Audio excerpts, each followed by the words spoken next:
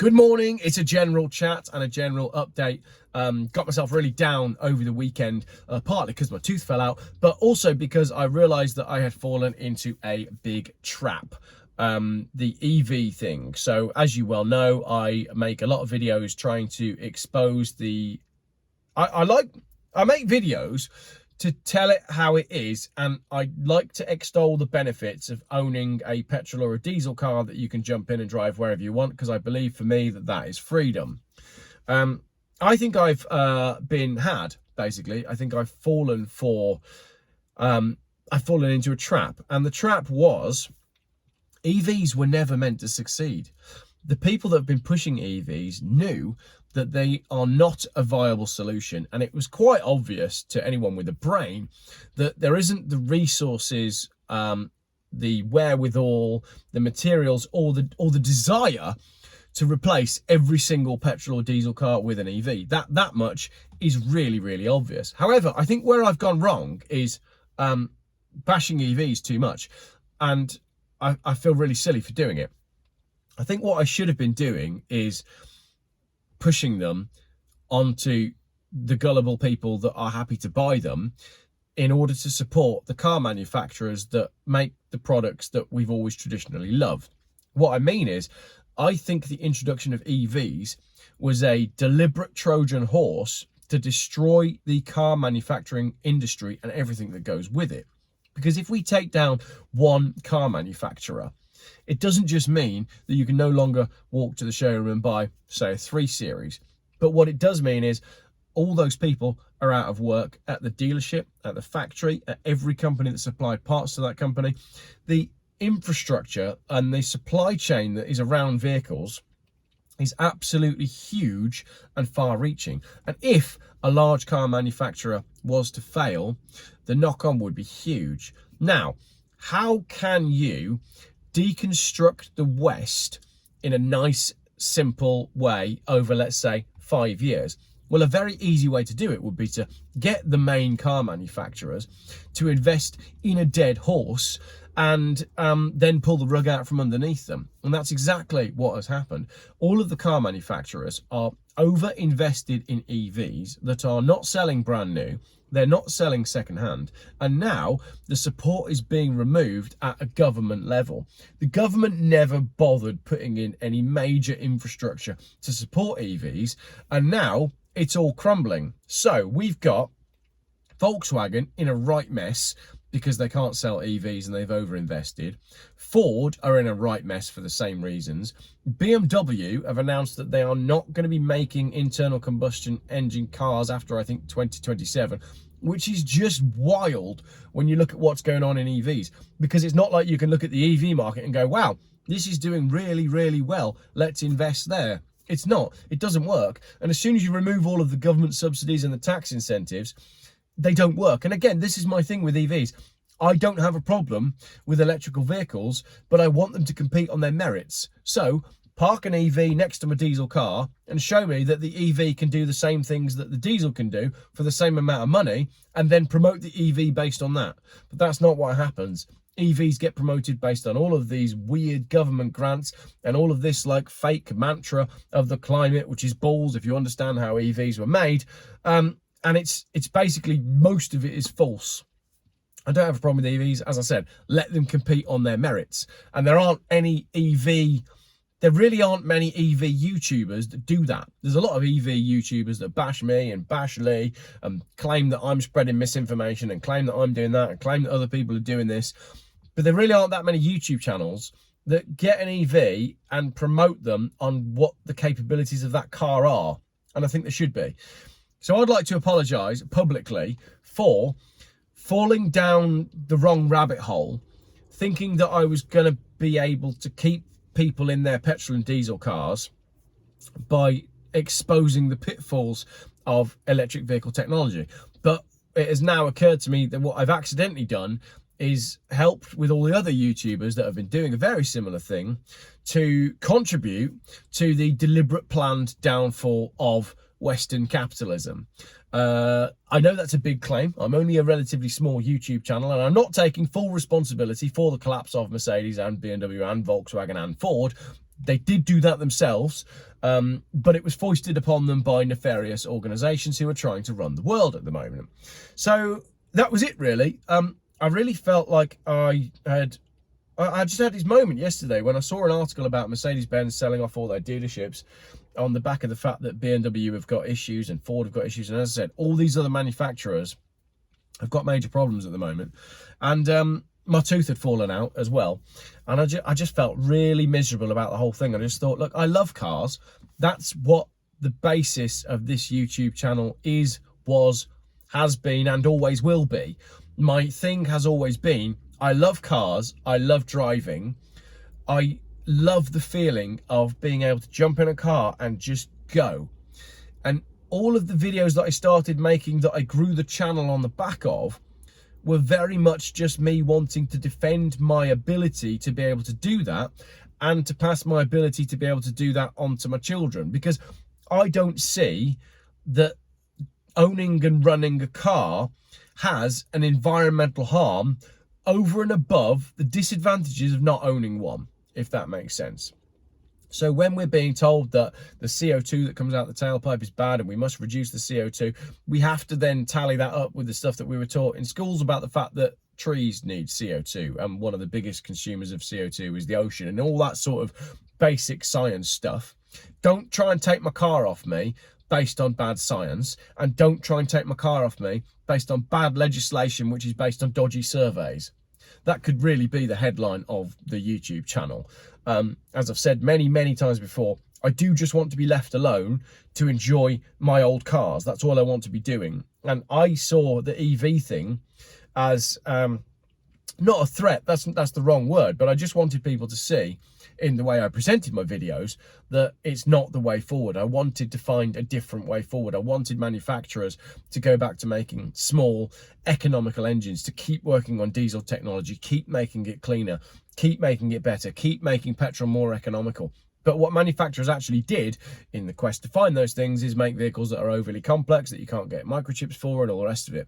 I prefer simple motoring, and I'd really, really love it if this was the wake-up point where all the manufacturers went, hang on a minute, we've cocked up over the last decade. We've made a big mistake.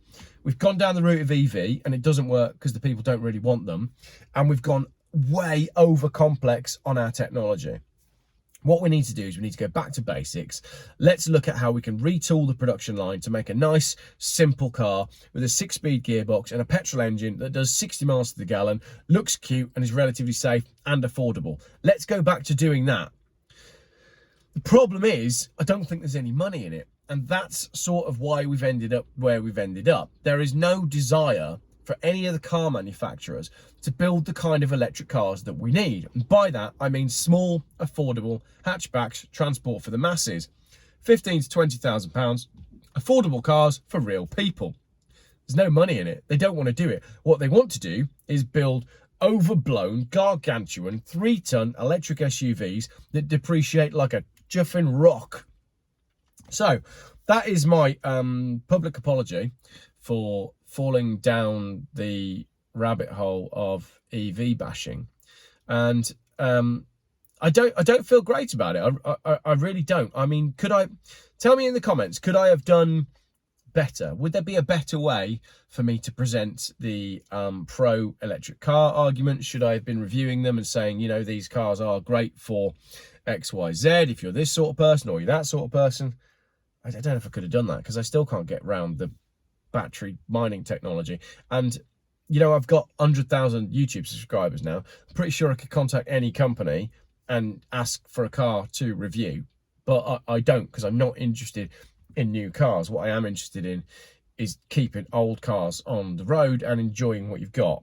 So I don't know if any of that really made any sense, but I just very much feel like I've fallen into a trap, and we are now going to witness the complete destruction of what is left of Western, i.e. European manufacturing. I may be wrong. I'm not an industry commentator, but I would not be surprised if we saw Jaguar Land Rover collapse down into a small production operation that pretty much just operates in China. That is now pretty obvious what is happening with the Polestar thing. They're going to devalue Polestar and then they'll ship everything. All of the stuff will be done in China. There'll be no Polestar left in Sweden.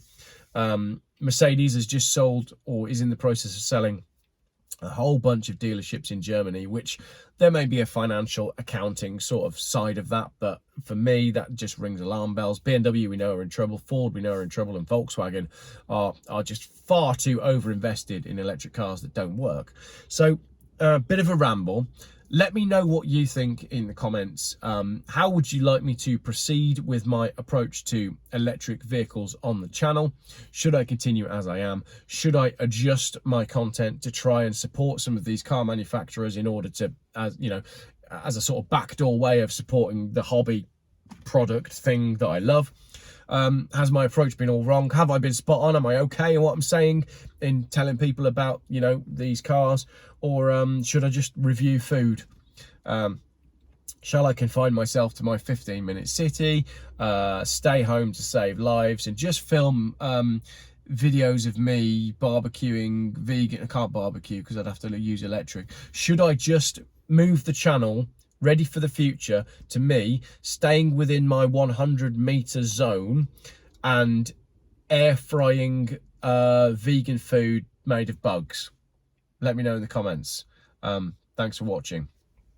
Right, screw it. If you're still watching, I'll carry on. My tooth fell out over the weekend and it made me feel super miserable, but I've got it sorted for the moment, and there's going to be a plan of stuff to get my tooth sorted longer term. And blimey, teeth are more expensive than cars. That's why it's Geoff buys cars and not Geoff buys teeth, because I can't afford the teeth. Anyway, I went out yesterday. Funny anecdote that's totally unconnected to anything that I've said in this video, which would be hilarious. If this video ends up going viral, then this bit will just be really funny that everybody watched it. We went for a walk yesterday because it was a nice day. It was a Sunday, and on a Sunday, it's nice to go out for a walk with your family, obviously. So we go to our local forest, the Wire Forest, and all the cars are parking on the verge. And I was like, yeah, fair enough, parked on the verge, all right. And then as we walk to the entrance to the Wire Forest, it's closed. Right, there's a car park there with maybe, 200 car parking spaces, and it's a main road. There's national speed limit. Don't get me wrong, it's a problem, everybody parking on the curb. We park pretty safely, but there's a lot of people that have parked completely blocking the pavement. So anyway, I just think, it's odd that the gate's closed today. Why would the gate be closed? It's a lovely day for a walk. We go off for our walk, and to be honest, we got lost, and we ended up walking for far longer than we thought, which was hilarious, because the kids are like, Dad, do you know where you're going? And I'm like, yes, of course, I'm a dad, of course I know where I'm going. And secretly I'm like, I wonder where this actually comes out. Anyway, we did eventually find our way back to where all the cars were parked on the road and the visitor centre. And sure enough, there's a police person man there with his police person car, and he's starting to give parking tickets to some of the cars that are parked more weirdly. Anyway, as I walk past him, I jokingly say, I hope you're going to give a ticket to the person that locked the gate of the car park, because it was the person that locked the gate of the car park that caused the car parking issues that nearly caused all the crashes. And the police person man said to me, the car park's closed. Didn't you see the post on social media? No. Checked my social media on a Sunday morning. We've gone for a nice walk out. Anyway, the reason the car park has been closed is because it was a bit windy, and from a healthy and safety point of view, they didn't want anybody to get knocked over by a falling tree. So that's where we're at now.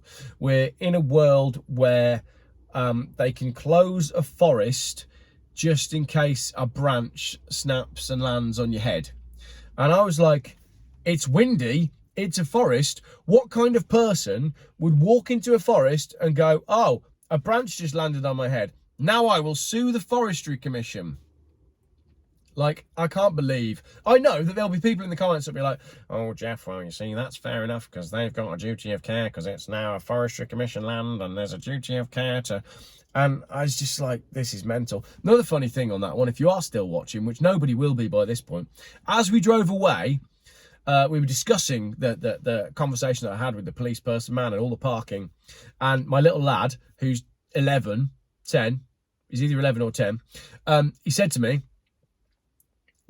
how come the police were there for the parking? Do you think some Karens reported it? And I was like, What are you doing coming out with that? You're far too young to be talking in that sort of way. But I did find it hilarious, and then I agreed with him that it probably was some Karens, and that is the whole thing, isn't it? That's the world that we live in now. Also, lots of logging going on in the Wire Forest, lots of logs, trees being cut down, and I'm told the same thing is happening in Cannock Chase. A friend of mine went mountain biking the other day and noticed that a lot of the trails that he likes to use have been closed for ages, and he got to a point where he's like, can't see anything going on, I'm going to go down this trail and see what's happening. And he went down his favourite mountain biking trail, only to discover that the reason the trail has been closed is because there's been so much logging going on, and all the logs have been dragged across the trail, and actually the trail was completely ruined. So more trees being cut down on the back of a long Monday morning video. Thank you very much for watching. Lots of stuff to put in the comments there, so do make sure you put something in the comments. And lots more videos coming later today, and I'm off to meet Tony now. In fact, he's probably phoning me, so I better get off my phone. But yeah, lots of stuff coming. Birmingham Council are doing some stupid stuff with banning parking. We've got an article that's come out on the top 10 stolen cars in the country, and I've got some nefarious tactics going on with EVs being sold to people that don't deserve them in Motability. So all of that is coming in the next day or so. Thank you very much for watching. If you made it to the end of the video, the code word is, oh, it's a bit windy, Geoff.